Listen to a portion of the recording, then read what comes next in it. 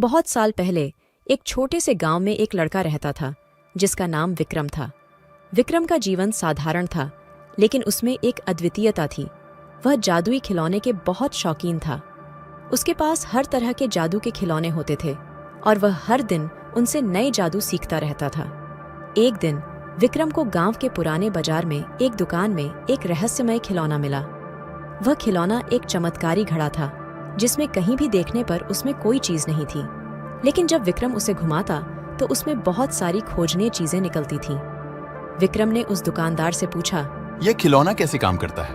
दुकानदार ने कहा, ये एक जादू से बना है और इसका रहस्य सिर्फ इस खिलौने के मालिक को ही पता होता है। विक्रम को यह सुनते ही उसने उस खिलौने को खरीद लिया और घर ले गया। घर पहुंचकर विक्रम ने खिलौने को उसके रहस्य का पता करने का प्रयास किया, लेकिन कोई सफलता नहीं मिली। रात के समय जब विक्रम नींद में था, तभी उसके सामने एक जादूगर आया और कहा, मैं तुम्हें इस खिलौने का रहस्य बताऊंगा, लेकिन उसके लिए तुम्हें मेरी मदद की जरूरत होगी। विक्रम ने स्वीकार किया और उस जादूगर की मदद करने के लिए उसके साथ चला गया। जादूगर ने विक्रम को एक राजगढ़ में ले जाया, जहां एक भूतनी ने राजा की रानी को बंधक बना लिया था। विक्रम ने जादूगर की मदद करके भूतनी को पराजित किया और राजा की रानी को बचा लिया। इसके बदले जादूगर ने विक्रम को खिलौने का रहस्य बता दिया। खिलौने का रहस्य था कि जो भी चीज आप उसमें चाहेंगे वह वास्तविकता में उपस्थित हो जाएगी।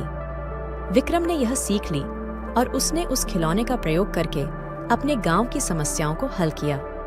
वह खिलौने की मदद से गांव में सुख और शांति की वातावरण पैदा कर दी।